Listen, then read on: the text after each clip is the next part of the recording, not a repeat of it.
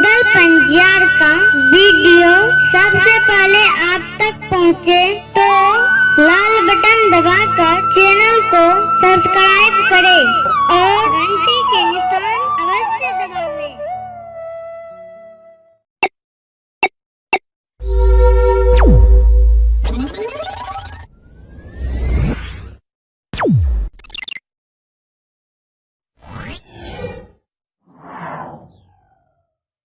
सुनै छियै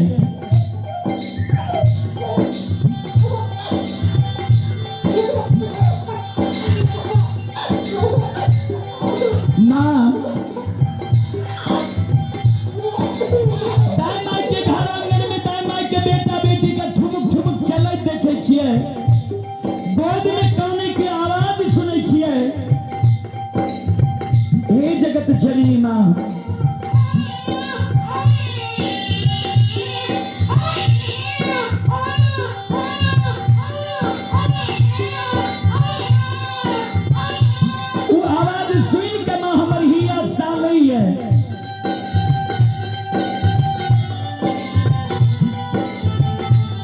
सबके अंगनमा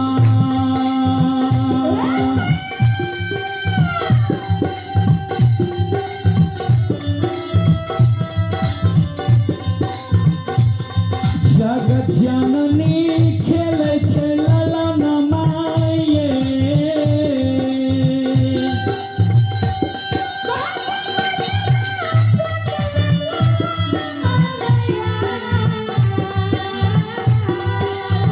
मैया ये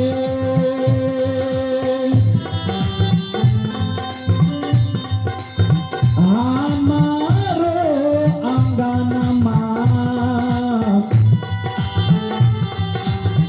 लागे छे उदास सबसे एक खिलौना बिना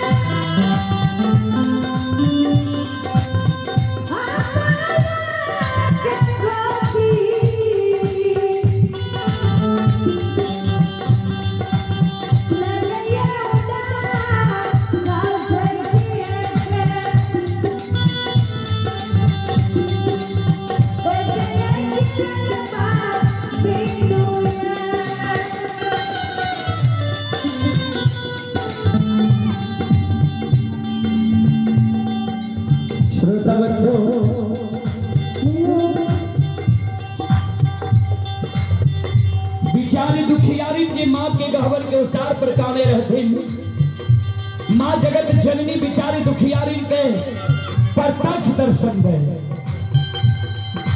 तो बिचारी तोरा गोद में संतान चाहिए, बिचारी बांध गए हाँ माँ। माँ जगत जननी करके जब तोरा गोद में संतान चाहिए तो तोरा हम युवती बता दे छिया, तोरा गोद में संतान भए जाए तब नहीं खाना, नहीं आशा सुगिराब, नहीं 4 बजे खाना। आधार पाछू अरबा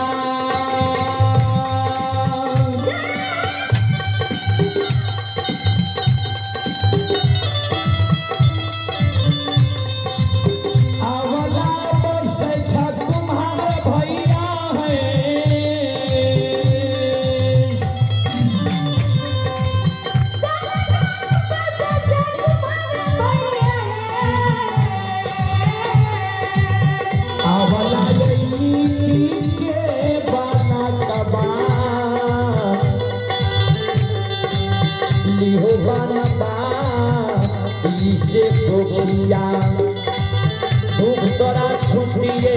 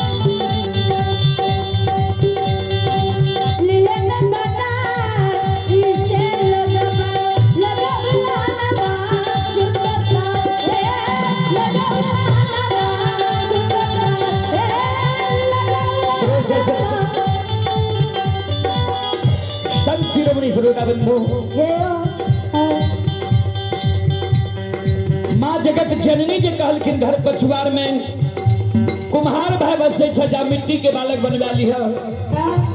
बिचारी दुखियारी काने लागले माँ भैया मिट्टी के बालक ठेस लागत फूट जाए छे। मिट्टी के बालक से विदाई में हमरा उल्हन पराग देना नहीं छोड़ते। माँ भगवती कहलखिन चल जाने कमार भाई के द्वार, सुतिहार भाई के द्वार, बधई भाई के द्वार सुंदर काठ के बालक बनवा लिया। अबला काने लागले माँ काठ के बालक भी हमरा नहीं चाहिए। काठ के बालक ने हिले छे, ने डोले छे, ने 32 सुआ दूध पिए छे। माँ जगत जननी कहलखिन त चल जान सोनार भाई के द्वार, सोना के सुंदर बालक बनवा लिया। बिचारी दुखियारी काने लागले माँ भैया सोना के बालक भी भोग नहीं थे, चोर चोरा लेते और सोना के बालक से भी दाई में हमरा उल्हन पराग देना नहीं छोड़ते। माँ भगवती कहलखिन नहीं तोरा मिट्टी के बालक चाहिए, नहीं काठ के बालक चाहिए और नहीं सोना के बालक चाहिए, तो तू काने किया छो। भगवान पर सुरता लगाओ। भगवान के घर में देर छे अंधेर नहीं छे। जरूर तोरा कोख से बेटा बेटी पुत्र पुत्री संतान है खाओ। धीरज बाना धीरा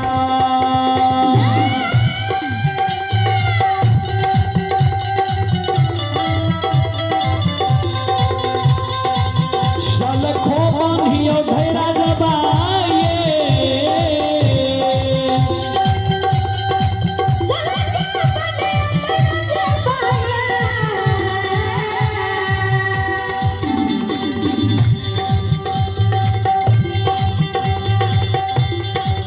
अवला भगवान देता गोदी मेरा लालना से गोपिया दुख तोरा छुटिए जेता हे।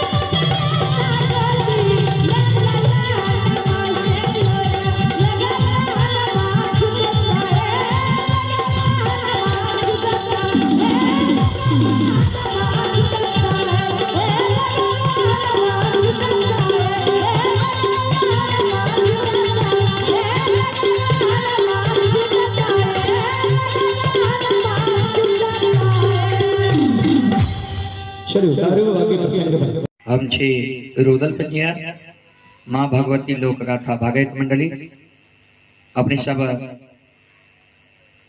अभी सुनलो हमारा मंडली के स्वर में देवी गीत झूमर। हम अपने सब श्रोता बंधु माय बहन से आग्रह करब जे अगर हमर ई गीत आसिनी निपैत माँ तरहत खियले हे नीक लागल हुए लाल निशान के देव के सब्सक्राइब करो आ घंटा के निशान से हो दबाबू आ लाइक जरूर करो शेयर भी करो जे हम अपने सबके आभारी बनल रहब आ एहने नीक नीक वीडियो अपने सबके बीच हम भेजब। अपने सबके सुने के लिए धन्यवाद।